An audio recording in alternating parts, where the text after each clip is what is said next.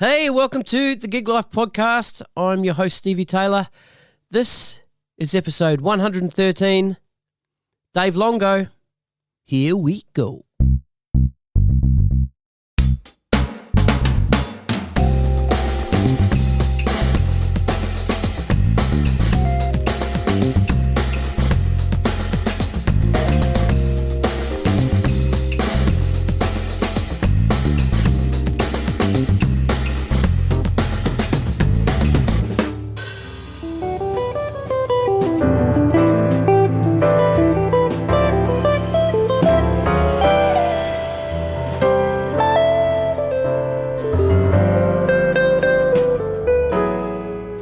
My guest today is Dave Longo.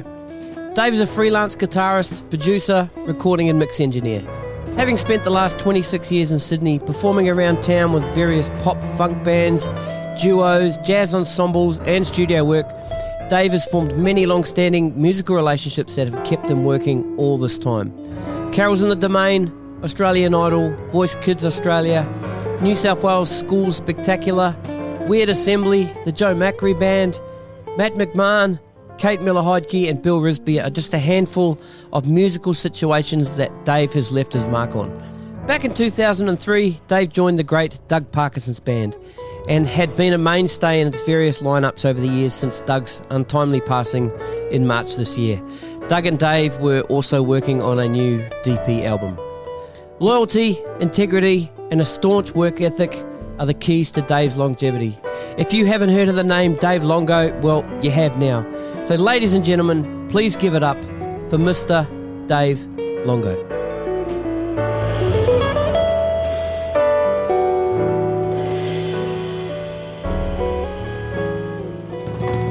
All right, I think we're rolling. Dave Longo, welcome to the Gig Life Podcast. Thank you for having me. How are you, man? I am pretty good. Good, thanks for having me in your studio here. You were just saying you have recently just moved. Yes, moved from Five Dock, which was, I really like Five Dock, but yeah, you got to move on, haven't you, sometimes? Yeah. So was the priority to get the studio set up and you guys sleep on the floor and... Yeah. Well, actually the priority is, like we were talking about, is to throw away a lot of stuff. Yeah. It's to get rid of stuff. Minimalism, that's the way to go. Yeah. Small. It's a dream. And how are you going with that? It's happening, but we'll see how long it continues for. So when you're saying you're throwing away stuff, are you throwing away like gear, like music stuff? No. That's the hard stuff. I'm a hoarder. Yeah. It's the other stuff. Yeah, no, I'm just throwing away the stuff that is we have a garage and we put the stuff in there and so basically the rule is that if we haven't touched it for the 6 months, then when the cleanup comes around in 6 months, that has to go to the street. Yeah. It's a new rule. It's hard to know whether we'll enforce it or not, but it's a dream. So you haven't had that run yet? Well, we got rid of a lot of stuff at our previous place, thanks to many, many, many friends who turned up and wasted their time carrying useless crap onto the footpath. So, because I did my back end, so I had to keep calling people to come and it was great. Yeah, that sounds awesome. It was a good time. Yeah. Yeah. Now, gigs and playing and that kind of stuff. I don't want to focus too much on the whole COVID time because that's been talked about a lot, and experiences are much the same. Work went away and that kind of thing, and everybody found their way to make ends meet. But yeah, maybe how's the last 6 months been? Gigs have started to come back, and did the move interrupt too much stuff? It interrupted a bit, but I have, I do gigs and then I do recordings and I do mixing and stuff. So some of that stuff I had really understanding clients, so they were cool. And so I was able to take a couple of weeks, maybe 3, when I also did my back end. So there was a lot of pain associated with that. Yeah. But, they were really great. So it's been okay. I think as I get older, I always panic about work, no matter what's going on, with kids, as I'm sure everyone does. But it's been good. It's been picking up slowly, and it's enough for us to survive on So it's all good. That is good. Yeah. Yeah. Well, let's roll back to early days now, and we'll talk a bit about your childhood and where you started first playing guitar and other instruments, and just build up and see where we go from there. So, Sure. So where are you from originally? Born in Brizzy. Yep. Moved into the country. Grew up in the country, Darling Downs. Went to school in Toowoomba. Moved to the Gold Coast. Did drafting for a year. Went to Southern Cross Uni. Studied for 3 years down there. Moved to Sydney. And here we are. Here we are. Yeah, that was quick, Thanks, wasn't Dave. it? Thanks, well, mate. thanks for Good coming. to see you. Thanks, man. So, so obviously, Any questions about that, I suppose? Yeah, let's stop off along the way there. So let's talk about your childhood and specifically music and what music was around. And, Sure. And then what got you into playing, and Okay, was cool. there a moment? Was there a people talk about the Beatles moment on Ed Sullivan Show, and was there a moment like that? It was sort of a bunch of moments. It was sort of gradual. So I didn't come from a musical family. So my dad played drums when he was young, but it was they always loved music.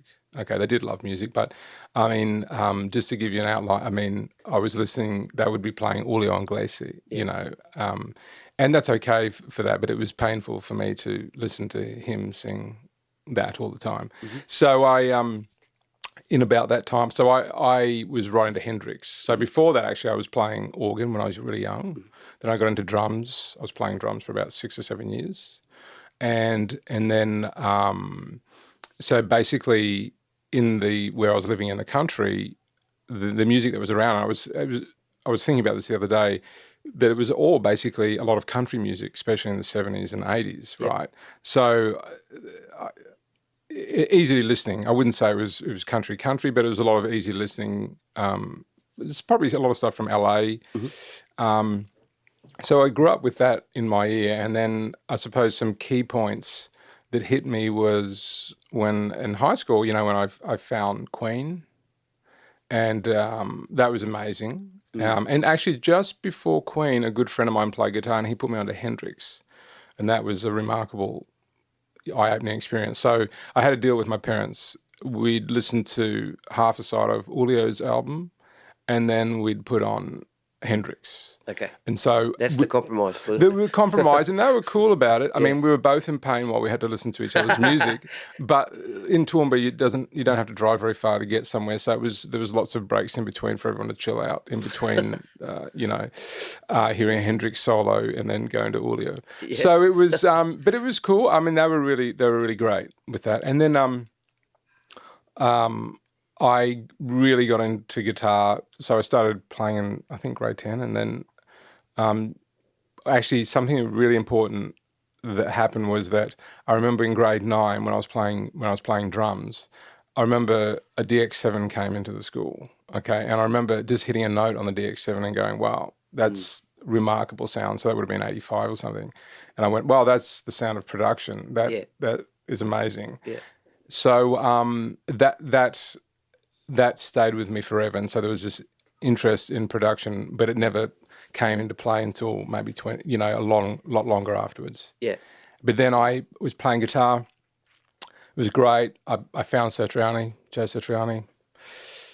I just ripped off the whole album, and then that really helped me launch. And Hendrix, him. Surfing with the Alien. Just Flying in a Blue Dream actually was my. Was your one? Yeah. Yes, okay. Flying in a Blue Dream. Yes, and it was pretty bold to open an album starting on the Lydian scale, but anyway, he did, and it was beautiful, And then what happened after that? Hendrix, him, Van Halen was happening at the same time. Yeah, loved the Halen. Yeah, there was that, and a little bit of Yngwie was in there, but it was more for his posing. He's a great poser. Yeah. A great guitar player, but he does look good. Yeah. Especially when he's playing the drums. Yeah. So, and then what after? That was basically, I found Roy Orbison amongst that. And then I went, holy crap. So what was That's it a about? voice.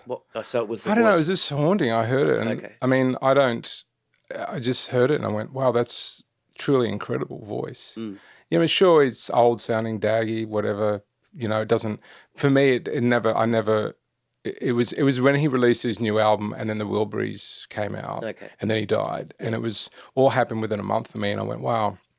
I found it actually quite shocking because I don't know why but that hit me. But it was just this beautiful sense of the lyric. It was when I think I first started hearing a lyric. Van Halen, I never heard any of the lyrics. And I just heard that amazing rhythm guitar playing of Eddie.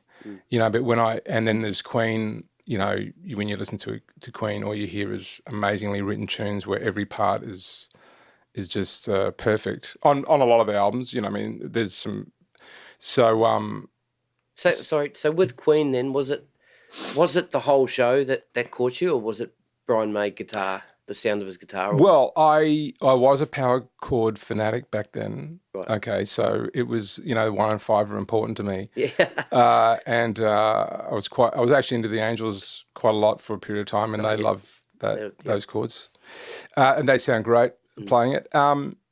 No, it was such a combination of things. The Kind of Magic was the album I got into. Okay, and Highlander was out. So as a visual person, I heard Brian May playing these lines and Freddie singing over it, and the whole band.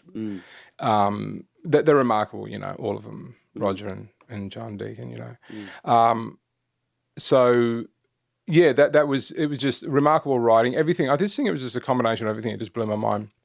I'm a big band person. I love bands. Yep. Like I playing in a great band is everything for me, and that's got nothing to do with a great band is just for me, getting the right people together. Not the right people, sorry, a great combination of people. Gotcha.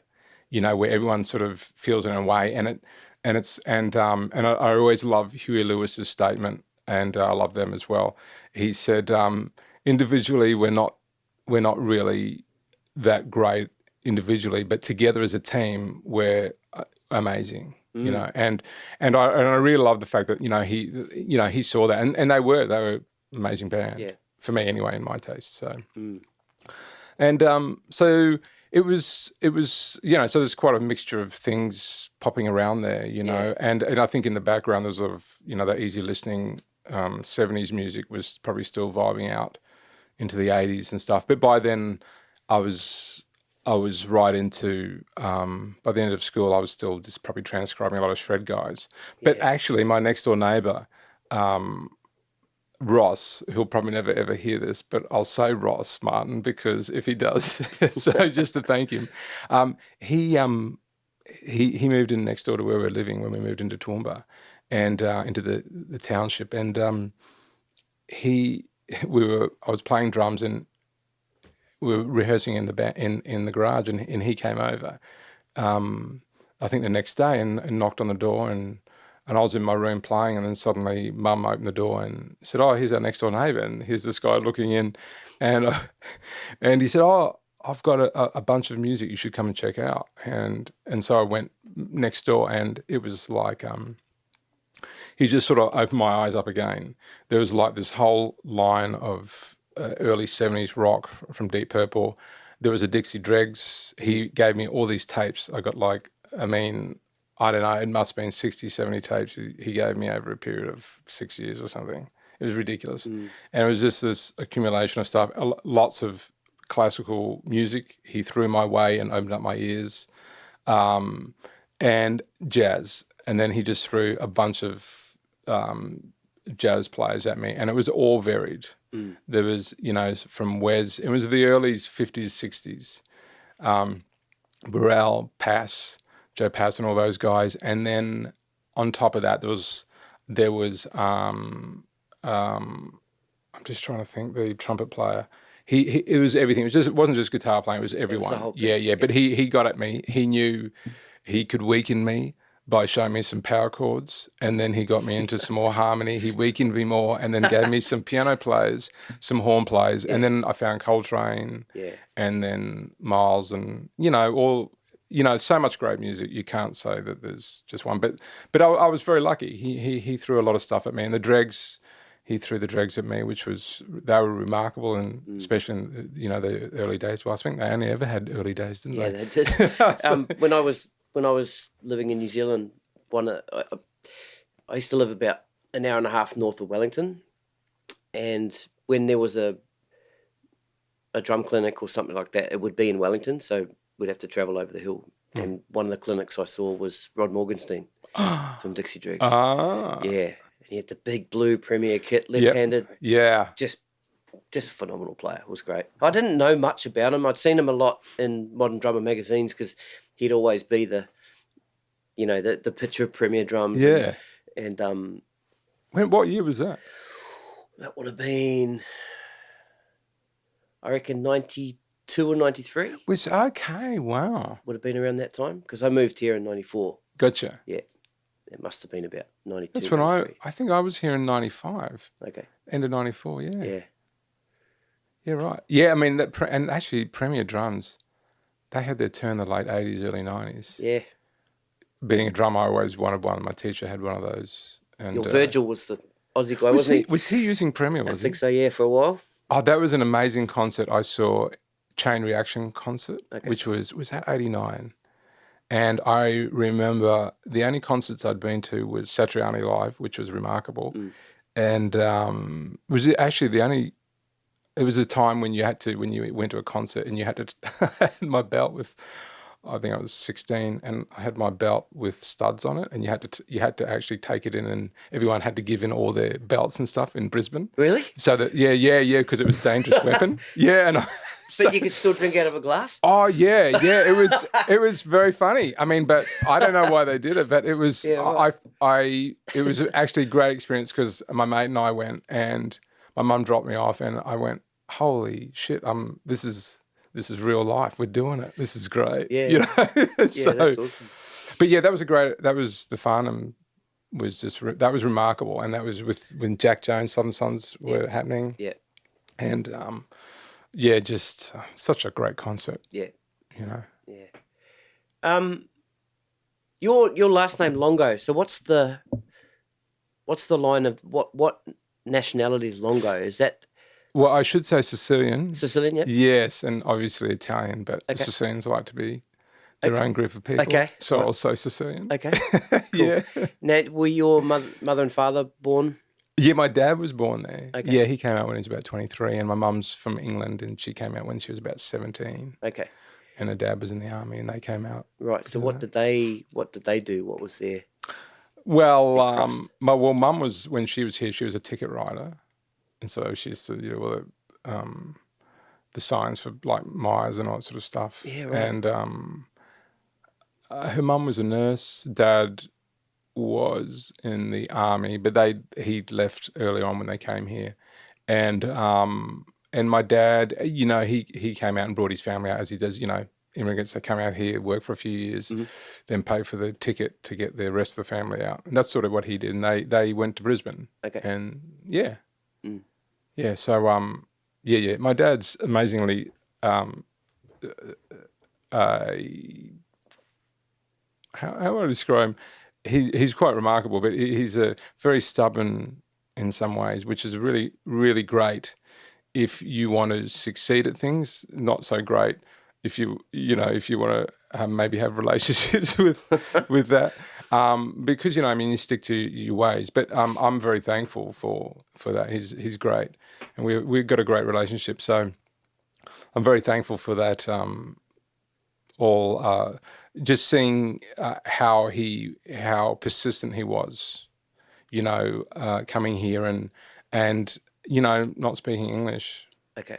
Turning up here, and then as lots of them didn't, and I suppose still today, but it was a bit different then. But I suppose hard times are all the time depends on what part of the world you live in. Yep. But just seeing his story, I'll relate to that, and he was stubborn that he he never said no. He never said that could bring him down, and that was cool. I think that really benefited me, especially in the music industry. And even today. Oh yeah. I think I love him even more than I did. You know, I mean, we always banged heads. No, what I meant was, sorry, you know, that it sounds like you've got your work ethic from that. Yes, absolutely. Yeah. Yeah, he's got a high level of integrity as well. Okay. And that's really, really important to me because it makes communication really easy. Yeah. And that way, if communication's easy, that's not to say I'm a great communicator, but if communication's really easy, that way you can actually deal with your clients or other people and make sure you can perform or give the best that you can give, you know, because you have an agreement with everyone you work with. And if things, you know, when things don't happen, it's normally because some sort of agreement's broken down, you know, where you thought someone might do something and they haven't done that, or, you know, the usual. So for me, it was, it's really helped me out, especially in the last 10 years as I've grown up and become a big boy.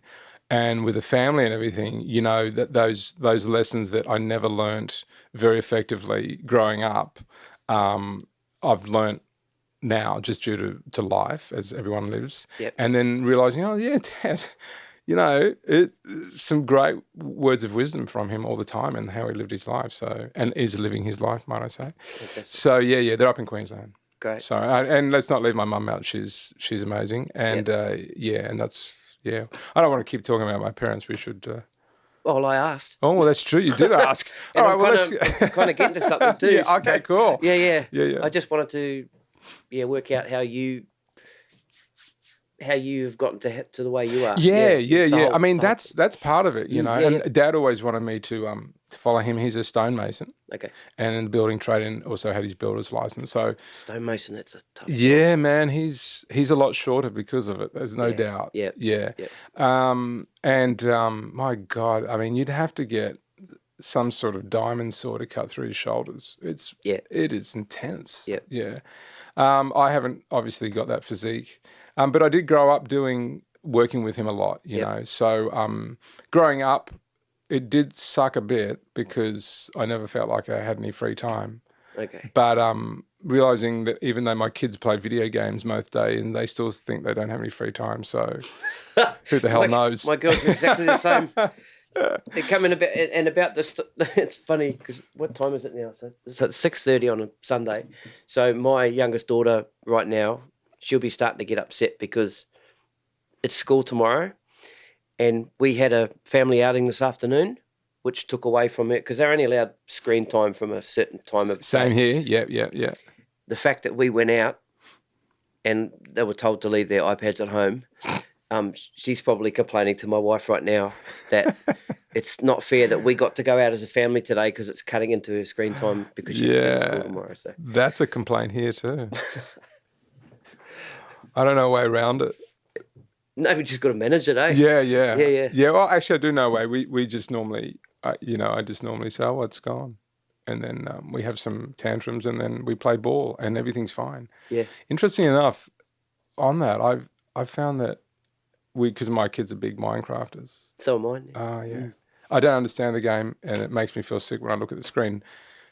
But I get that they really dig it and that's cool. But playing on devices, they turn into... Yeah. They don't turn into the greatest creatures. They're very... and so what we found is we've taken it away lately and because they only get on the weekend, but we took it away yesterday and boy, what a difference. Yeah. They took a little... You know, they were a bit annoyed, obviously. Yeah. But we did other things and they were very, very, very happy. Mm. So were we. Yeah, that's great. Which is why I'm still smiling. Yeah. My daughters, they had some like Samsung type tablets, and we recently upgraded both. Like they were getting quite old. We've upgraded them to sort of the Apple iPads. Yeah. This episode was brought to you by Apple. No, I'm just kidding. No. But the great thing about that is the screen time function and the family sharing. Oh, right. Because I got all the control I see. I don't know there. anything about that. Really? Yeah, I mean, maybe I should. I'm a bit old school. I I'll said, teach get you. off now. Yeah. Well, you if have they do it, then that's good. But sometimes you can, I've got a fussy eater, and so I go, look, if you don't eat that, turning your screen time off. Bang. She rips in. You see, I'm worried. So you can turn it off while they're playing it. Yeah. So the problem with that for me is that I'm worried my youngest son will then throw the iPad on the floor. And yeah, so Okay. Yeah. No, well, I've never actually there's a warning system. Oh. Yeah. You're going to have to show me this. Okay, cool. Yeah. Yeah, I'll write it out. Yeah. Could you? Yeah. But it works, man. It's such a powerful thing now because, and then, that is cool. Yeah. And then every now and then, say if we got some friends over and they bring their kids, we've got the option to kind of extend the screen time if we want to. Yeah. But they have to earn it. So yes. it's a reward system almost, and it works really good. What do you do for rewards? Let them have more screen time. No, I mean, sorry. What do you do? What do they have to do? So do they have to like pack the dishwasher? Do they have just chores or just be nice. Be nice. Be nice to each other for the next hour, and don't antagonize each other. And wow, it works. It works really well. Yeah, cool. Yeah. Now your musical education. Let's roll back to like your first teachers, or did you start? Were you self-taught to start with? So I had obviously had an organ teacher, and I don't remember much about that. I remember going there. And my drum teacher, I remember my drum teacher, I can't remember his name, but I just found his book the other day, actually. Great. And it was really cool. There was some early, I think the first song was A Heart of Rock and Roll, actually, Huey Lewis. Second song was Choir Girl, Cold Chisel. Chisel, yep. Yeah. And, that 70s stuff's amazing. And, so that was great. I used to... That was cool. I can still remember how it smelled walking into his room, as you do, when you're young, because he was an avid smoker. Yeah, he liked the cigarettes, so the whole room stunk of it. But he was cool. He was super cool. And then after that, I did a great gig when I was playing. I still can't believe my parents let me, but I think it was 12, and my parents let me go off with this guy who they'd just met, I was started hanging out with. He was a guitar player. I played drums, and he was an older cat. And I used to go over there, and I don't even know how I met him. I think it was through a friend. And then he said, why don't you come to a gig? And we're doing a gig, and he had a trio. And one day he just came and picked me up, and I said, sure, no worries, have him back later. I have to ask my mum how this all went down, but it seems bizarre because my parents were pretty protective, but to leave me just head off with some dude. And we went into God knows somethingville, and we ended up in the middle of a paddock somewhere, and it was the back of a truck. It was fantastic, They were playing on the back of the truck, so I think I was 12, and I got up there and played some tracks, playing drums, got my mind set on you, stuff like that, whatever was happening at the point. And that was amazing. That was really amazing time.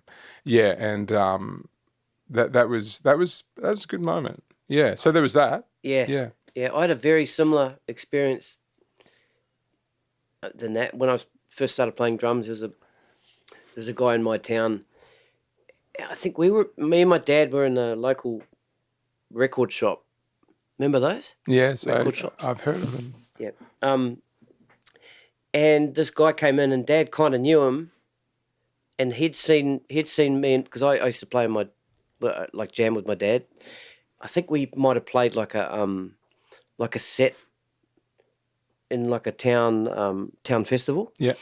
And I think he saw me play, and he asked my dad in the record store, hey, can your son come and, jam with us?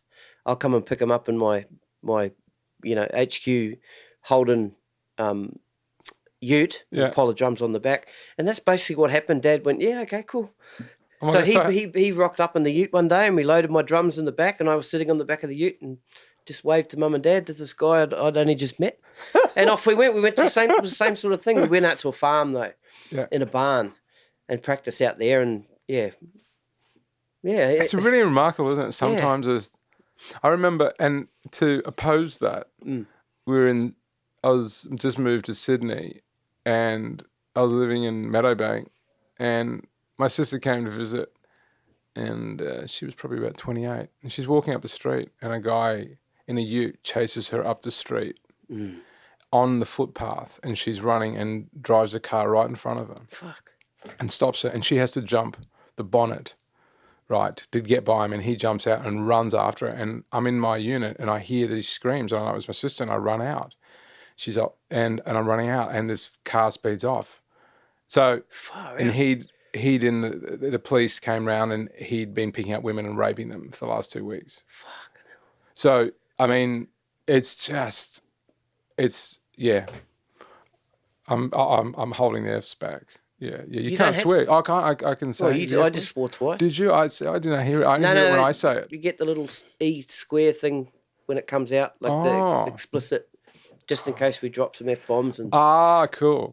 It's pretty fucked up, isn't it? It is pretty fucked up. Yeah. So the fact that you were holding that shit back for the last half an hour, that's pretty fucked. Yeah, forget my sister.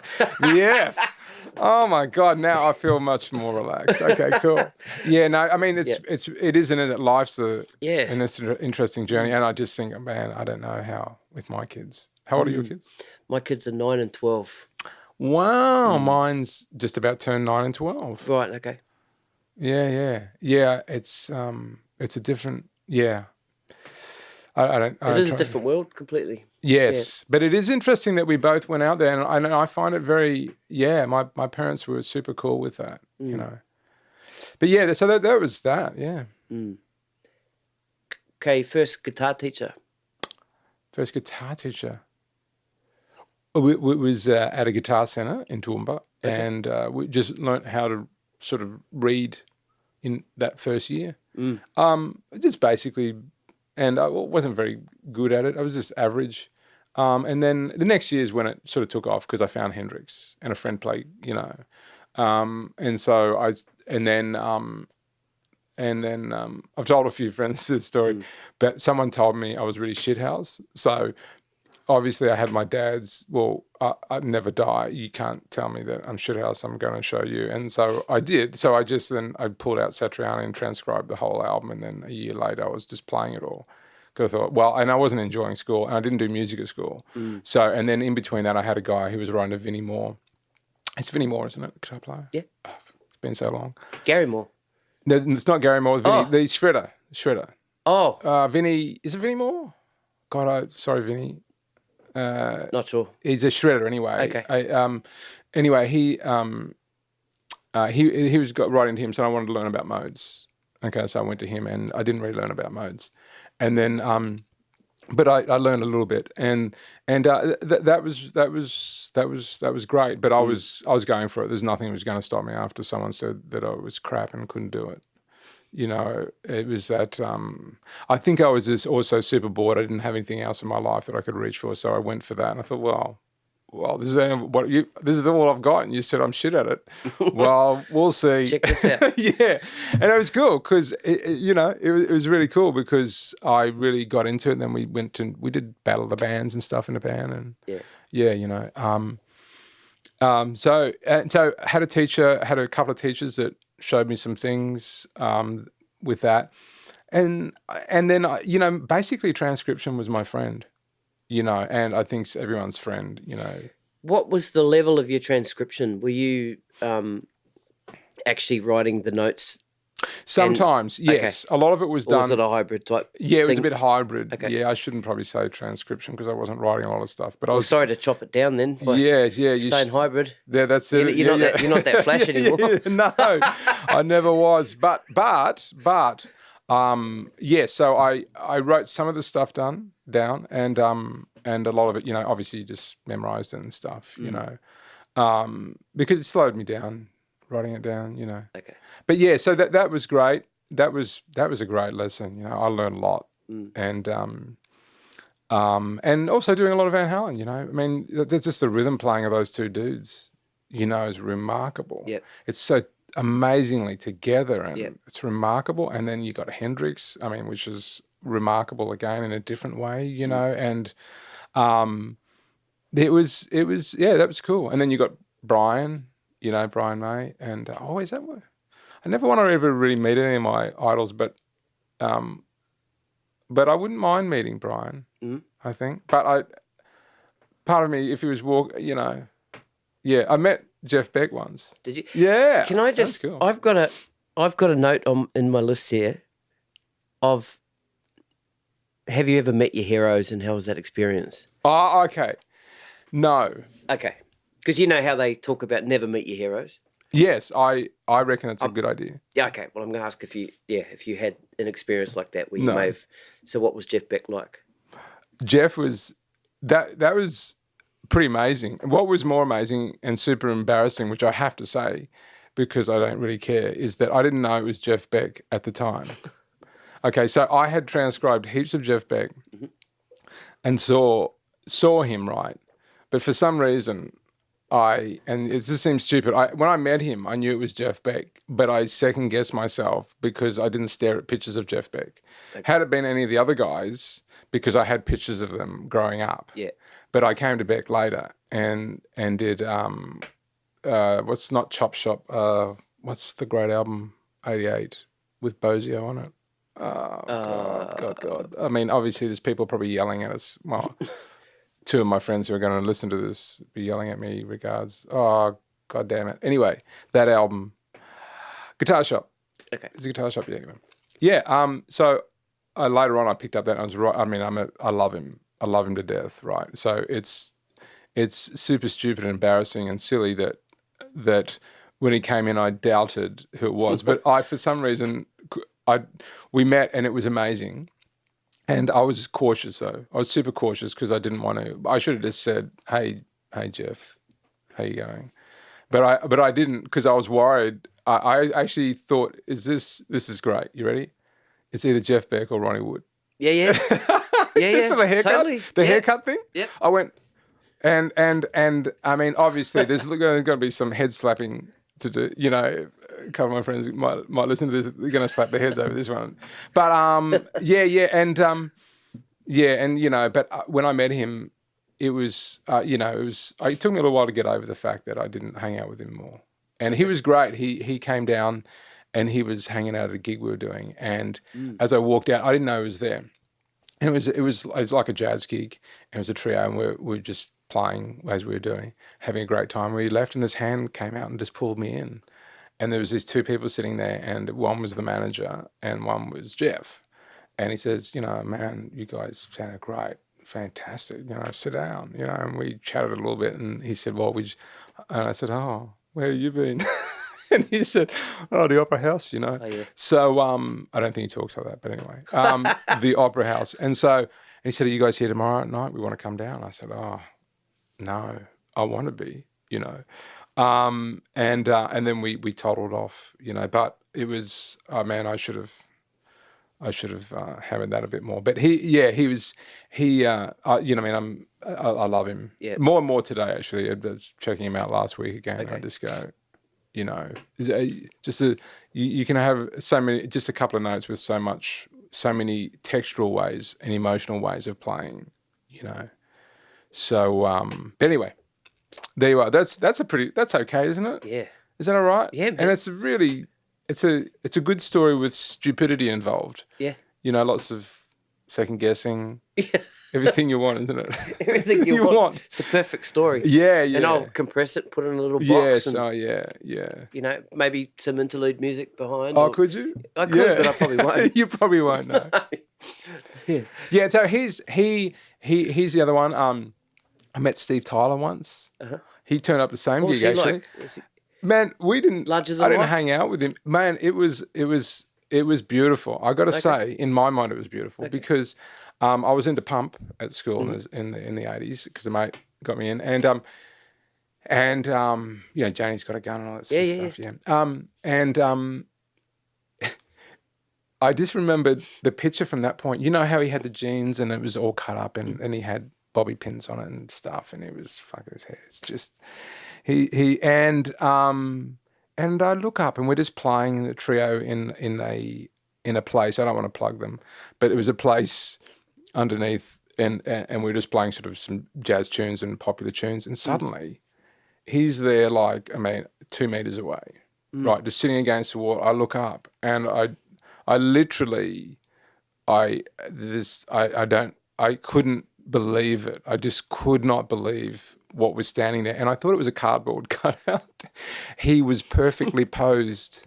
He was remarkably looking. Everything was perfect. I mean, it was like it was amazing. Yeah. And I looked up and I went, oh my God. And then I looked over, and just beside him, suddenly 2 or 3 blonde ladies came out and started dancing.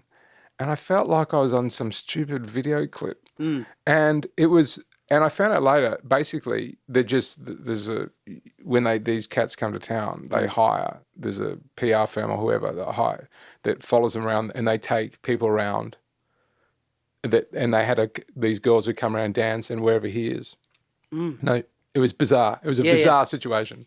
But it was amazing. He came over, and I was looking at him, and I was trying to get him to have us sing. Of course he's not, but look, I could not let it go by. I thought, well, let's pull out. Jane's got a gun here. But anyway, in a jazz show. But he was there, and he came over and gave us a hug and said, beautiful. And it was cool. I mean, like, that's bizarre. It was more bizarre. It was more funny and great just because it was so wrong. Yeah. It was so wrong in the situation. Yeah. You know, we were just playing, I don't know, Satin Doll or some traditional jazz tune from the 30s, 40s, and there he is. Yeah. Was Aerosmith in town? Did you know they were here? No.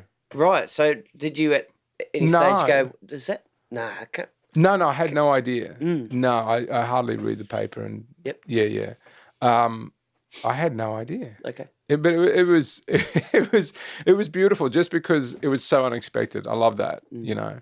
So, I mean, I always wanted to meet John Schofield, right, as a hero. And I was thinking about that for about eight years. And then I realized, no, I don't want to meet him, you know, just because why? Who gives a shit? Yeah. You know what I mean? Like, I love his playing, and I love lots of people. So that's just one example because I was into him for a long time. But, why? You know, but it doesn't matter. You know what I mean? Like, I've met Stephen. Why would I want to meet, you know? I mean, like, yeah, and, you know, but that was before I met Stephen anyway, Okay. But when I met, you know, Stephen's, he's spelt for everyone. Yeah. Yeah, it was cool. It was super cool. That is cool. All right, let's talk about your move to Sydney. Yeah. And what was the reason for that? To chase your music dream? Yeah, I was going to move to LA. Okay. Or move here. Okay. And either one was possible. It's just that obviously I think, what was I, about 22 or something? So, you know, I mean, obviously I thought I could do anything, which was cool. But I decided to come here because I think it was cheaper. And I thought, well, it must be happening. I wanted to go to GIT.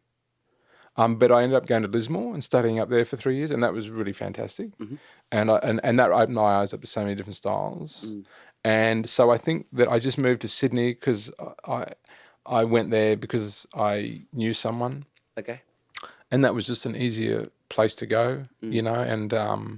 And so I went there, and it was good.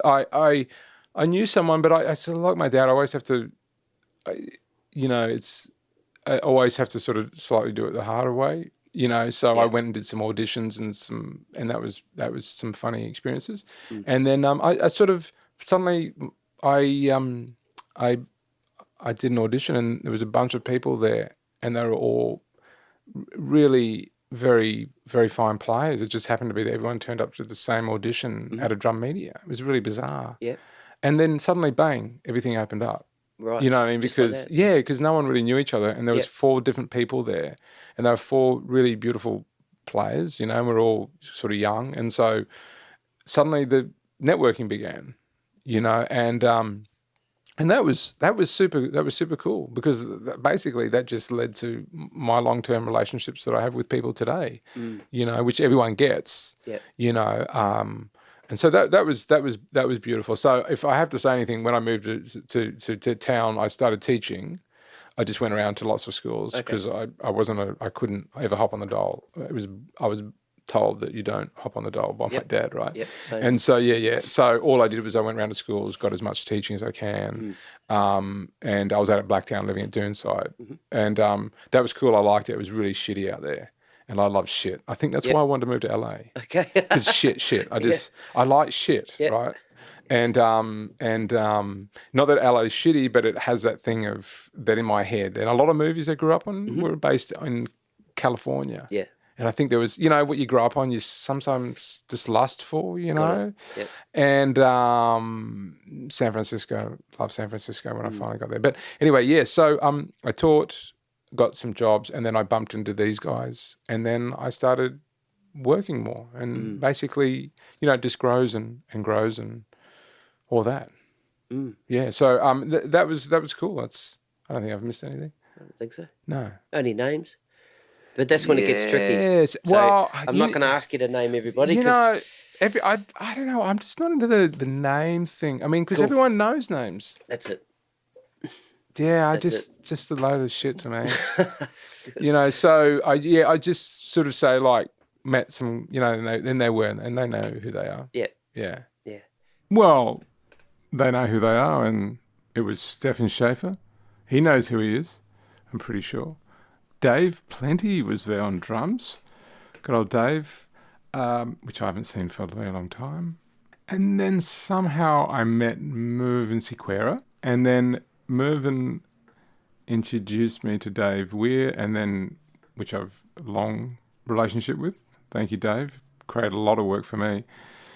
And then I met Gordo on one of Dave Weir's gigs, and Gordon McMaster, so and we are great mates. And he got me on Idol and heaps of other shows, which I'm eternally grateful for. It just opened up another world of people to work with, which was quite amazing. And we just love playing together. We do lots of different bands and recordings together to this day. And then he introduced me to Doug Parkinson. You should come and meet and have a jam with. We're going to do an album. And so that's how that came into play. But he's also amazing at helping me move. He's helped me move the last two places, more so on the previous place. He didn't work as hard on this place. To be fair, I didn't ask him because I felt that he'd done so much work previously. He came in and worked hard for at least 2 days straight. And I hadn't hurt my back then. But I took full advantage of him. He's a machine, absolute machine. He's a machine on the drums, but if anyone needs their house cleaned, or if you're moving and you need stuff packed or just ripped out of the socket, stuff just moved quickly, he's the guy. He is a machine from the future that has been brought back to now, and he's amazing. Not only is his drumming incredible, but his house moving service, which is reliable, fairly priced, and he is so quick at it. I'd highly recommend him on either or both at the same time, and throw in the gags, the non-stop gags. He's got quite a repertoire there, and he's got different topics too. His gags, you can choose topics with him, which is also amazingly useful when you're moving house, and also on gigs, depending on who you're playing with or depending on which house you're moving. Highly recommended. He's incredible. And I also played in a trio setting for a very long time, maybe 5 to 8 years, with Sarah Hyland, a beautiful singer. And we just do just standards around town with Matt Grubner for a while, and then Brett Hurst joined for Until Our Demise, and Sarah left, and that was beautiful. It was a great opportunity to play with both them and Sarah, and it was in a trio format. And you have to learn to play pretty tough in some of the environments we were in, and and it was great fun. Yeah, I miss that trio a lot. Also, Matt McMahon used to fill in for a bit, even though Brett was playing bass. Just get Matt on piano. He could withstand the environment that we often found ourselves in, and made it a lot of fun. And obviously playing with piano and guitar, which I love a lot.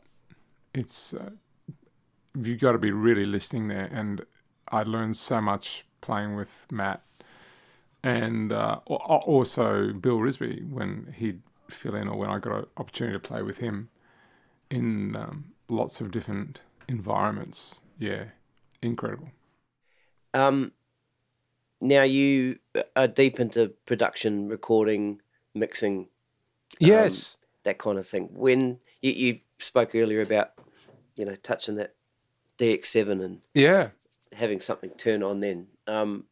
When did you start focusing a little bit more on production, and when did it start becoming a thing? Well, I think it's because I used to do a lot of work with singer-songwriters. Okay. And I just seemed to get that work just because there was a lot of acoustic duos around in the late 90s, early 2000.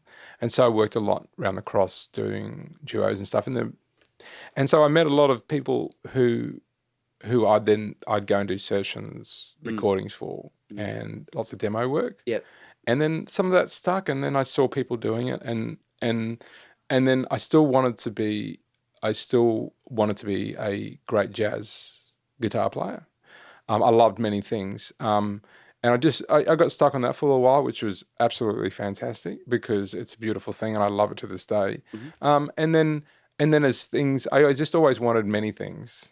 Okay. So, and the production got busier because it was another way. Even I loved it. I actually only like doing one job. In fact, if I could just play guitar, I would just play guitar. Yep.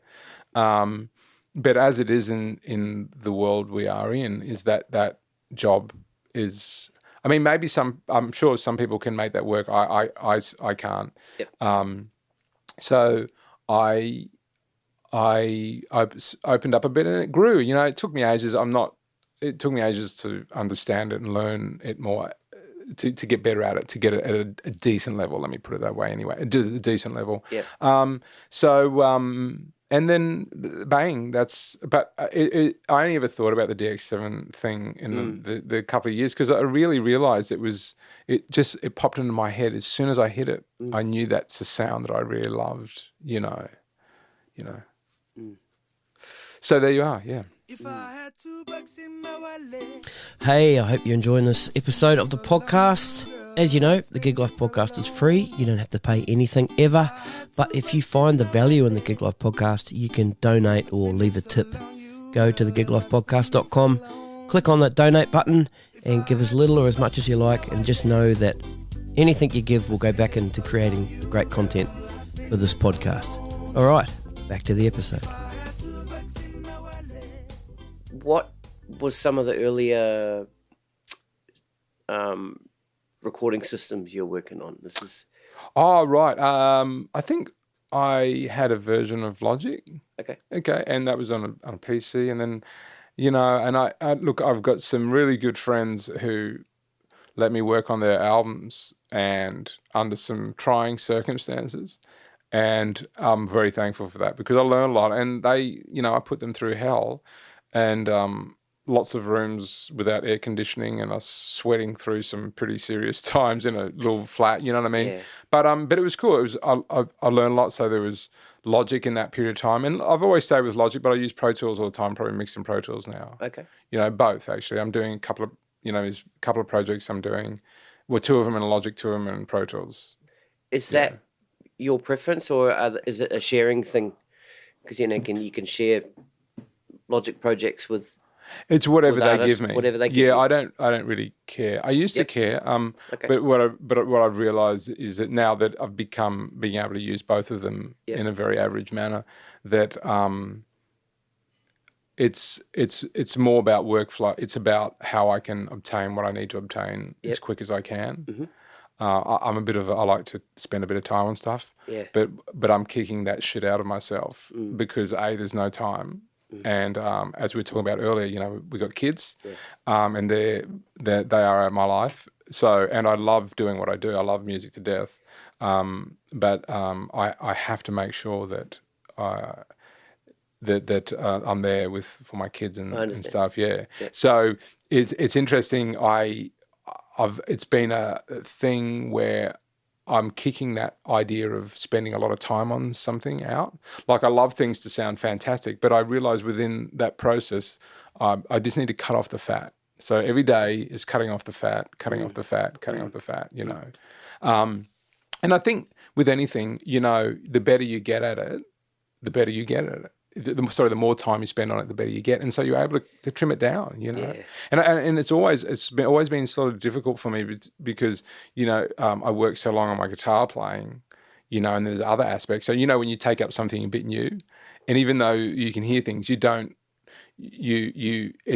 like studying a new thing again. It's like I have to learn this new way of doing something. It's like a new trade. Yeah. And so it's been amazingly frustrating and amazingly great.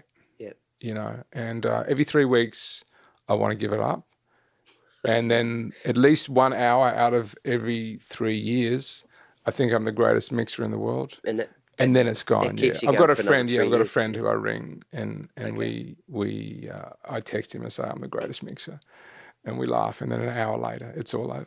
Yeah. So, yeah. Does that system you have go back to the old sort of way when you're working on your own music? It's a different process. That you mean like being quick and being quick and cutting fat, or do you really? Yes, I write really quick. Okay, like I have in my own life have a history of never finishing stuff. Okay. So I have, like, I'm just finishing off a lovely blues album I did with a good friend, Liza Allback, and I'm mentioning her name because I want her to know that if she ever listens to this, which she may or may not, that I am doing it. I am going to finish it off.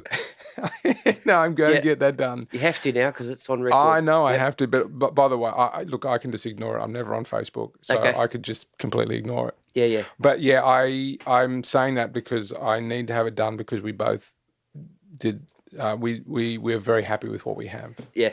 Yeah. And then there's lots of there's a few albums I've never released that I did, just due to that thing of like I never felt complete with it. And I've got hard drives full of tunes that have been recorded and not done stuff. So I'm trying to work in and get that done because I keep chatting with my wife Maureen about it.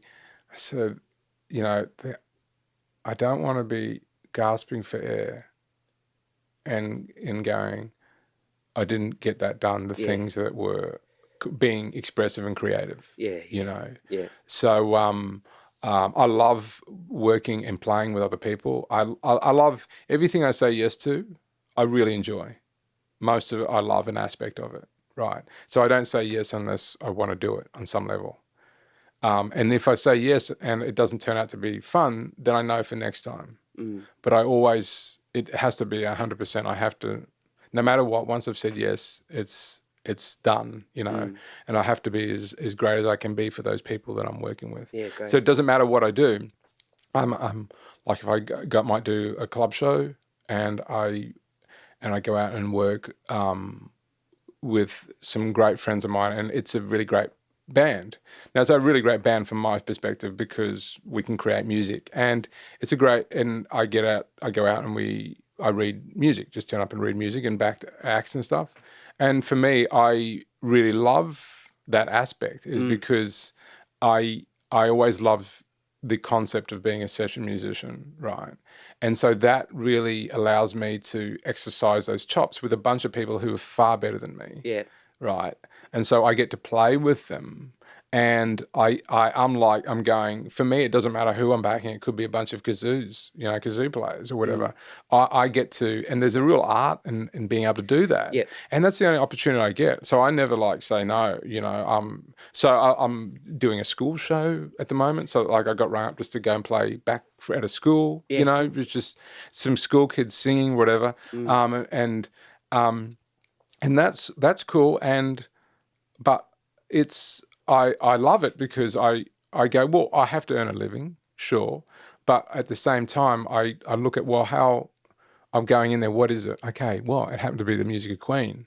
Sure, it's not going to be done necessarily how I'd envision getting it done, but it's still, I get a chance to check out Queen again and hear stuff I hadn't heard before. Yeah. Yeah, so for me, everything's like that adventure and getting new. And if I don't want to, I won't go there.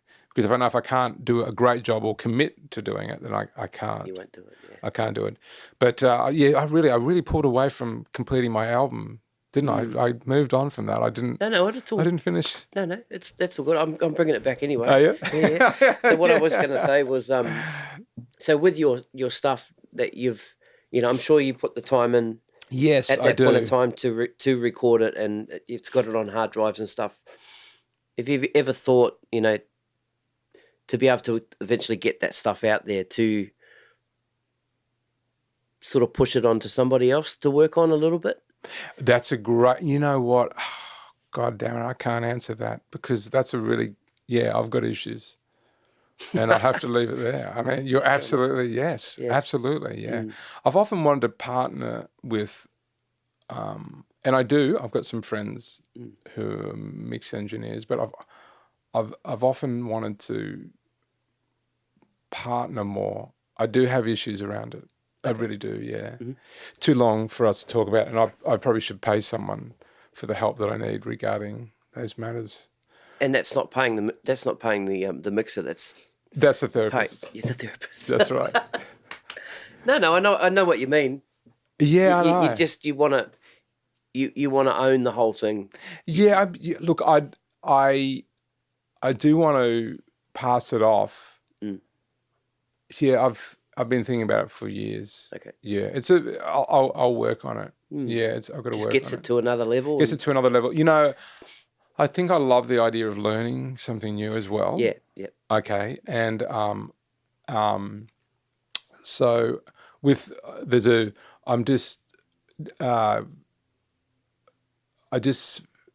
last year, because I was working with Doug Parkinsons for about 18 years. Yep. We'll talk about that soon too. Yeah, yep. Cool. And so there's an album that we did last year. Oh. And well, I'm finishing it off now, but the good thing is that I really have to finish it off. Yeah, that's a legacy thing, isn't it? It's yeah, it is. I'd been hounding him for about 10 years. Well, hounding's a strong word, isn't it? I'd occasionally chatted to him about doing blues vibe, okay, just to put it somewhere. So, we talked about it because one thing I love doing is blues festivals when I've had the opportunity. I don't know why. It's just a party. And any festival, to be honest, actually. We did a couple, but doing his stuff, but I just loved the way I love the way he sang, but I just thought that he would suit that. And he was right into Robert Johnson. He was right into the blues, right? And we chatted about it for years and years on and off. And I just, last year we were just sitting around not doing a lot. And so I said, hey, let's do it. Come on. And so I threw him some tunes, some of my favorites. I pushed him into doing some of my favorites. And he threw some across that he wanted to do, and then we mulled out, and then we just did what I wanted, and he was cool with that. And and he said, "Well, it's yours, Davey." And I said, "Cool." And we did 5 tracks, and we were going to do more, but unfortunately he passed. And I'm gonna put that out soon, but with the help of his son Daniel. So I am getting help. Yes. Oh my God! Yeah. $400. I don't have to pay a therapist. Thank you. All right, let's talk about Doug Parkinson and your relationship with him, and how Sure. how that relationship started when you first met him, and how you came to be playing with him for so many years. Yeah. And towards the end, you were musical director the last few years. Yes. I think he in the last couple of years he sort of gave in. Yeah. Gave in. Yeah. When did you start hassling him? Year one. Well, he just. I think Doug. When we used to chat, he was always a little bit concerned that he'd lose core people, and and this is just my outlook from our conversations. And as he grew a bit older, and as I feel like when I'm getting older, you want a little bit more stability, and we both realized that fact, and I've always loved working with him. So, it was about 18 years ago. So I started working with him, and I did an album with him, and the band, and he's always had remarkable players that I could always learn off. Yep. So they were always much better than me. So when I turned up, I was always no matter who was on, if Bill Risby was there, Gordo was there, Leon, and they were the team that I first joined. And for me, that was just a thing of beauty, because I wondered what I was doing there. But at the same time, I was very thankful, And so we did an album, and it was just from then on that team was together for a while. But the beautiful thing about Doug's band for me individually is that he would always use people, really beautiful players, and he'd pick up players that were always really great. So for me, it was just sort of like, I don't want to leave this. There's no, apart from, that's not to say, working with Doug's the whole experience again, right? But just from a playing point of view, apart from working with him all the time, he was always picking up these remarkable rhythm sections. And so I got to play with all these amazing Australian players that there's no way in hell I would have had that opportunity had it not been for Doug. Yeah. So aside from his great voice, which is we don't have to really talk about because it is what it is. Yeah. He gave me that opportunity to work with all these great rhythm sections. So for me, the schooling was there, and they're all very different and all very beautiful in their own way, And the last one that he had, the last band he had, and he was really quite an amazing band, just because I love bands. I'm into bands, right? And so I when you can play with lots of people who are very fine, but it doesn't click, and I've often been in that environment where I'm playing with three people who play and I'm the oddball out, and obviously then they get someone else in because I'm not the right fit. That's what happens, and that's cool. I mean, that's why I'm called a freelance musician, is because I can get fired at any point, and I'm cool with that.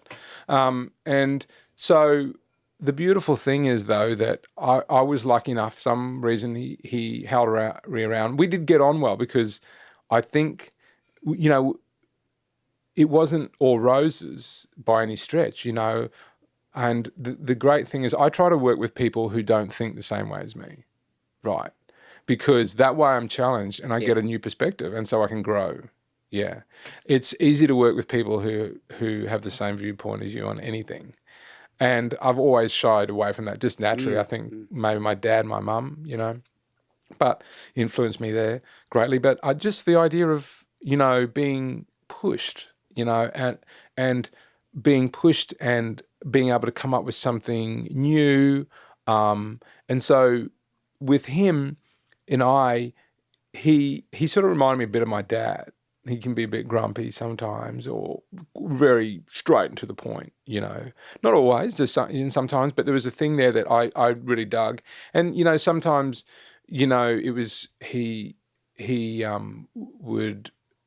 When we occasionally we'd have it out, and it's important why the reason why I say we'd occasionally have it out is because no relationship, any great relationship, is hardly ever clean of anything, and for me, nor should it be. I wouldn't grow. So for us, we sort of grew together. I really dug, and in the last couple of years, it was great because I'd ring him up and say, Doug, and we'd talk about something, and he'd say that, and I said, look, I don't agree with you. I said, I hear what you're saying, but I don't agree on that approach. And I said, and it's cool. And we'd talk, and he'd say, but I'm worried. I said, I'm not going anywhere. I love working with you, right? And I said, and it's actually we can work together and not agree on stuff. You're the boss. Yeah. You're the boss. So I don't have to agree with it, but that doesn't mean I won't do it. We just talk opinions, and we and that ability to nut things out, right, with an employer, because he's my employer, yeah, and I'm working for him. Yeah. That's what was really rare. That was really rare for me, and so I held on to that. That's probably why I held on to it, is because I thought, well, we can build something here. I can actually grow from that. Yeah. And a lot of my relationships I have with band leaders who I work for are generally that way, is so that we can actually, I don't want to leave the earth and not have grown at all. Yeah. That's the idea. So that was a remarkable thing. And we had due to, I think, that growth for both of us, and I'll say for me anyway, I think he was cool with saying, could you look after the band and MD it for me? Because there was a lot of trust had grown. And I think he wouldn't have done that, but he just wanted that for me when we talked about it, was because he could see that we don't have to agree, but if he wants something, he'll get what he wants because he's the boss. Yeah. And that's how it works. Yeah. But in the end, he became so flexible. It was just fantastic, I could see things he didn't want to do, and he always liked to smooth things a bit. I'd make things rough, and he'd smooth them, and I'd roughen it. And so in the end, things became rough, and I could see it was hurting him.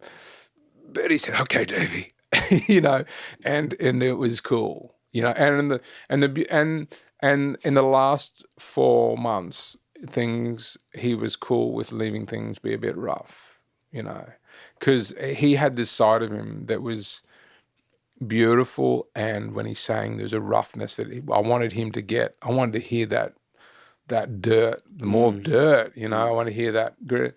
And so we did 5 tracks together, and the band, I just loved the band that was together for that. I loved all the bands, but I think just due to how we grew and who we got into the band, it just happened to be people who all, you know what I mean? It's not that someone's bad. It's nothing to do with that. It's more like, this is something a bit unique. He's got people who he wouldn't have maybe chosen that way on those instruments before.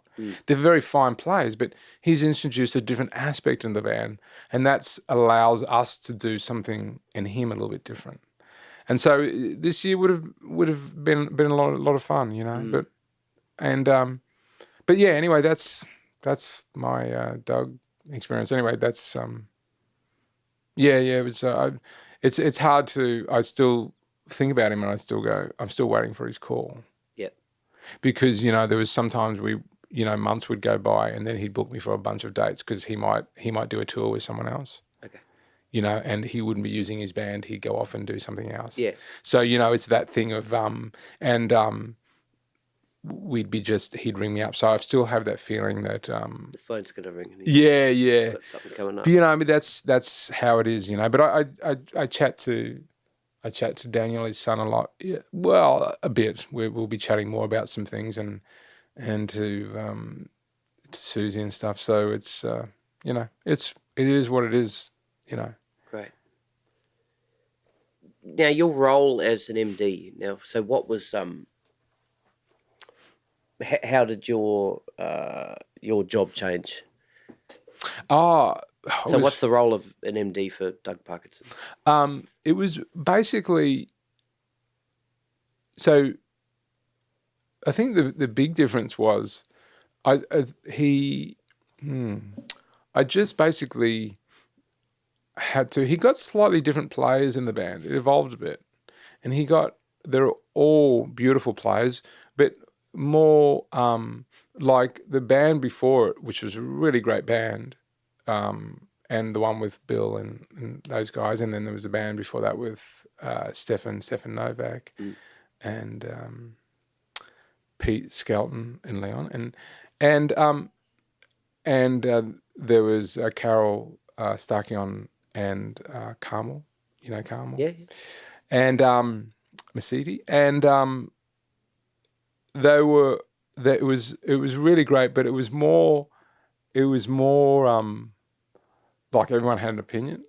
Okay. Right, except for so especially the rhythm section, we were all, except for Leon, but we're all oh, he's got an opinion, don't you worry. Yeah. Leon's like a mentor. Not for me. Yeah, he's remarkable. But so they're all beautiful, all for me, for my taste, really beautiful players. I just, and so they brought a lot, but we're all opinionated, and we all had push and pull and stuff like that. And it was sort of exciting to play with. And I think just as it got on, those bands can be harder to keep together because everyone's always, and so he just changed. Somehow it just happened where it just changed, and the people that came into play were absolutely beautiful, but they were in a way that we could have one vision and see that vision through. I understand. Is that, yeah? I understand. Sorry if it's drawn on a bit longer. No, not at all. So, and that was cool. I mean, and it wasn't mine, but you know what? Everyone still had a say. Everyone was still talking. Yeah. We'd say it was Nick Cecile was on drums. And then there's Joe Macri was on keys, and then the girls again. And Leon was, probably Leon and I were the most consistent in the band, yeah. And so it was super cool because we were all a little bit different players, even though we'd all played together a lot in different places. I think just the fact that it was a little bit different, and those guys were a little bit more, oh, well, no, whatever you want. But do you want to do that? No, whatever you want type vibe. Okay. And so that created a different dynamic. It just created a different dynamic. But and as it moved on, Doug saw that, and as it moved on, they started inputting him in because we're always asking for input. And so it became more of a band rather than a pickup band. I understand. Yeah. And so that was the beauty of it. I love both scenarios. But the idea of having that, and that's why it was pretty upsetting when he passed, and we'd been rehearsing that day, and and it was bizarre, Hey Doug, I'll see you later. See you, Davey. Calls me. 2 hours later, he's dead. And but anyway, that was the band. You want to, Yeah. But it was cool. It would have been nice to see where that went, And the sad thing is when someone passes is that apart from their loss, there's a loss of a whole unit that only came together for that. Yeah. Right. And I think that's why, people, there's so much. What's the word? You lose a lot more than just that person. Yeah. But that's how it rolls, isn't it? Yeah, it is. We're all going to lose something one day. Yeah, that's right. Yeah. These last few days, I've been listening to Bill Risby's Baseless. Oh, yes. Oh, yes. And, oh, man. So it's just the trio. It's yourself, Bill Risby, and Hamish Stewart on drums. Yeah. And it's killer, man. Oh, and cool. I was listening to it in the car on the way here too. Bill's right up on that on his Bandcamp as, you know, the challenge was to do this album without the bass guitar. Yeah. So I really started listening. I mean, because obviously you can get the low end out of a piano, and that, of course. Yeah. Was there discussions about the way you would play or a particular tone that Bill wanted to get the bit of bottom end? Yes. Nothing. Okay. There was nothing. Yep. In fact, there was a beautiful experience which I'm eternally thankful for Bill for. Thank you, Bill. Thank you, Hamish. And thank you, Stefan, who gave up his time and he mixed it, did a great job. His and studio, recorded his piano, his studio, too, everything, Yep. Yeah. Going yes, Steph. It was a team. A team. And there was nothing. In fact, they're all first, second takes from memory. Wow. And we hadn't played the tunes at all. It was just like, it was, I don't know why I wasn't super stressed about it, but I don't know, I wasn't. Just, I suppose because we've got history, I know Bill for a while, but you know what I mean? Like, well, you know, so, and it was a bit, look, we talked more than we played. I'll put it that way. Yeah, it was great. We just were hanging out, just talking, and then someone would say, "Oh, we should probably play," you know, and then we did, you know. And I think that's just the whole. Bill said, "Oh, let's just turn up and do something," you know. That was it. I got some tunes, and we could have brought some tunes, but I didn't get my shit together, you know. And I'm not too sure. I mean, I don't know if Hamish, he didn't bring any tunes that I can remember, but he brought that beautiful bass drum, which you can hear. Obviously, a bass player would have just like stood in the way of hearing that. Droin? Was it the Droin bass drum that he? You know, I think it was I think it was his Gretsch kit. Oh, just right. open, Okay. I think, but I don't know. Okay. From memory, I should know. I normally care, but there was a little bit of panic on the day. I probably wasn't noticing everything. Yeah, but it was great. You know, I mean, it was just really beautiful. I got to say, I walked out of there always super happy. I didn't. It is what it is, and it's probably one of the projects I don't really think about my playing on. Like, I don't really care. I mean, because it was such a joyous moment to play with them. It's fantastic. Yeah, so I didn't go. It was a purely listening. It's a purely listening experience when I'm playing it, looking at this chart and navigating through it, just to hear and stay out of Bill and Hamish's way, but yet stay in their way. Yeah, you know, it was very exciting. Oh, because you've got your places in there, that's for sure. Yes, you know, yes. So it was amazingly free, but obviously he had his melodies, writing his tunes, but within that, anything could happen. There was one or two tunes we did try a different way. I don't know if they made it on there, but most of the stuff, everything I think, all of them from memory is like first or second. We might have done a third, but we always went back to the first or something, just because it just felt better. It just felt good, you know. That was a beautiful experience. Beautiful. Thank you, Bill. Yeah, awesome. So you play guitar in Sydney funk band Weird Assembly. Yes. Right. Yeah. You want to talk a little bit about that band? Sure. That's Dave Weir's band. Mm-hmm. Well, Dave and I have known each other for God knows how long. You know what I mean? We're like brothers who disagree all the time, and it's a beautiful thing. We agree on some things and disagree on a lot of things, which is great. And so I think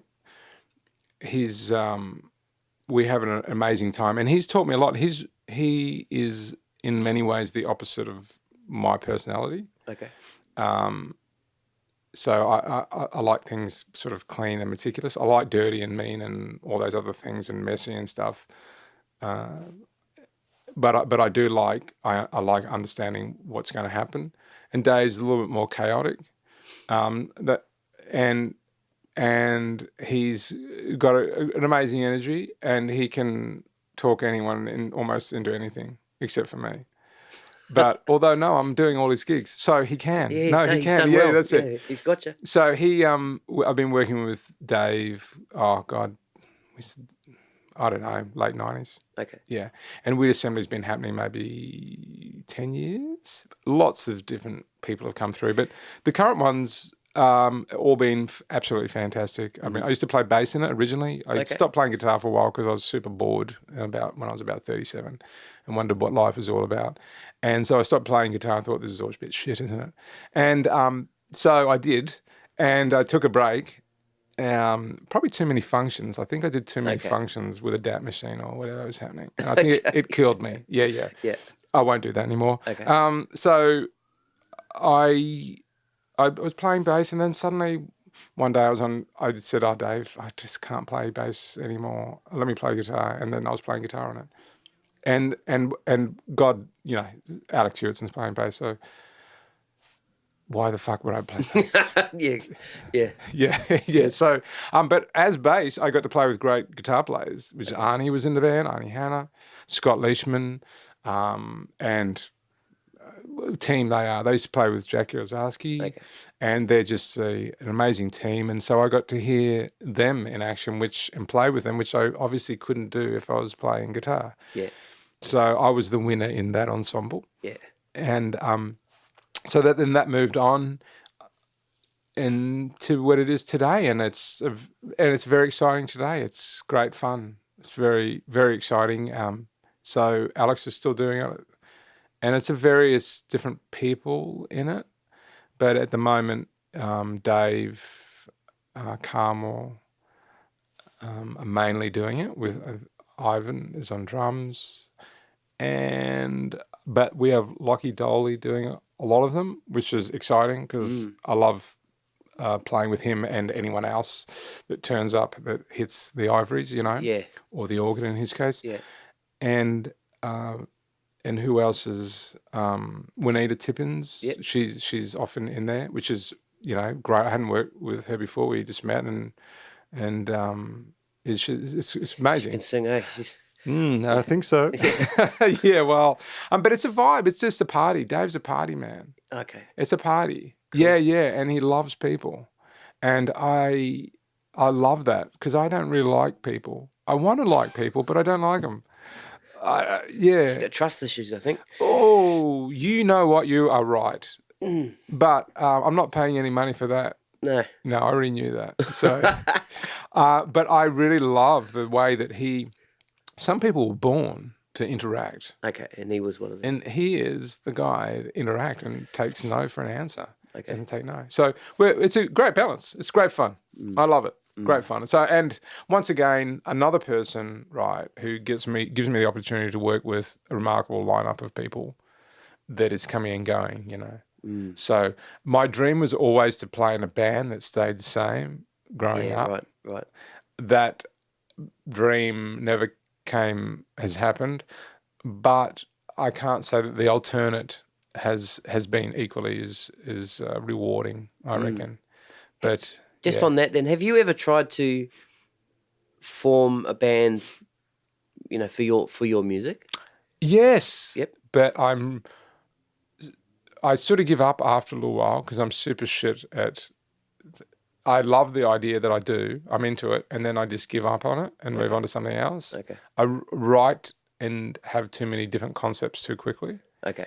And I get bored with it. That's why I should record it straight away and move on and let someone else do it, like you were pointing out earlier. Yes, I know. That'd be... No, I won't. Yeah. But, yeah. So, yes. Yeah, that would be cool. I'm heading that way. I am heading that way. Yeah. So this has been fun to do with you because, when you said, "Oh, do you want to have a chat?"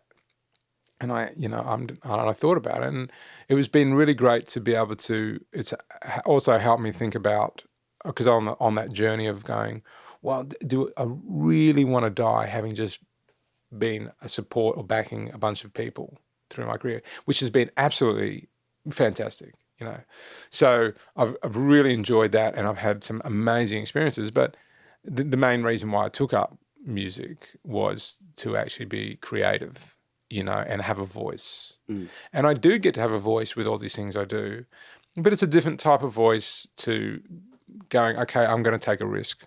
If I take a risk, Yeah, and I think the risk is where you open up. And I work with lots of people who take that risk all the time. So I'm endeavoring to slowly move towards it. Instead of thinking that you've got nothing to offer, you've got to go, well, do I want to I want to be on my deathbed and go, oh, I did nothing. Or do I want to go, that was great. I did a whole bunch of stuff and I don't care. Goodbye.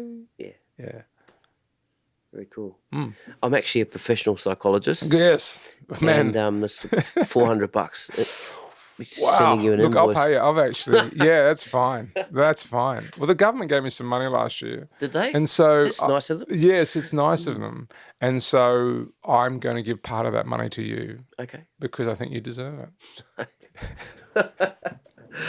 Dave Longo, this has been great, man. Thanks so much for sitting with me and chatting and inviting me into your house. My apologies for being late. Oh, yes. So I got in my car and I looked at the clock and it was 5:15, I think it was. And then something just, because I thought this was going to be 6 o'clock, something in my head went, I got a feeling it might be 5 o'clock. So I opened the emails up. There it was, 5 o'clock. So then, my apologies. I can tell you, it did not matter at all. Yeah, it was great. I mean, for that, you keep that $400. Oh, you keep it. Oh, cool. Yeah. That's great. Yeah. Oh, that's really cool, actually, because I actually got to practice some Queen tunes Oh, while I did was you? waiting for you, and I got paid. I didn't lose any money. I mean, I feel like I'm ahead. Thank you. Legend, Dave. Thanks so much, man. Pleasure. Take Thank it you. easy. Cheers.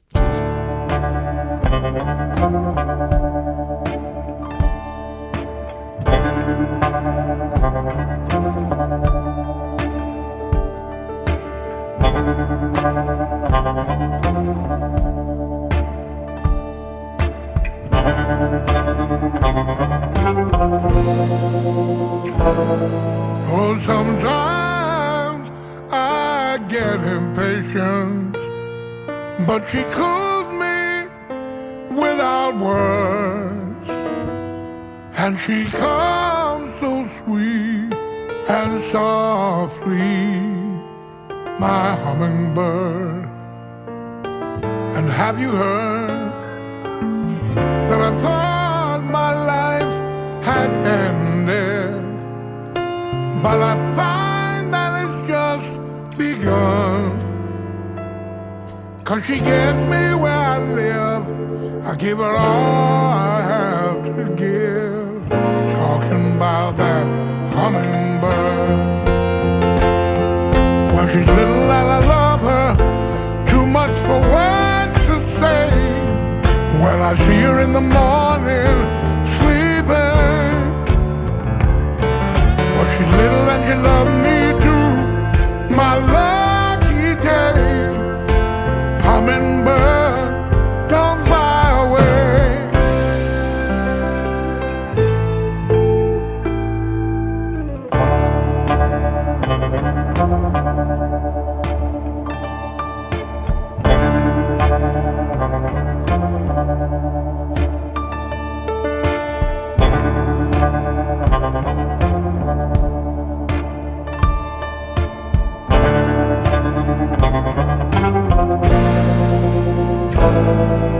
And when I'm feeling wild and lonesome, she knows the words to say, and she gives me understanding in her special way. And I have to say, in my life I love no other. She's more than I deserve, and she gets me where I live. I'll give her all I have to give. Talking about that hummingbird. Well, she's little and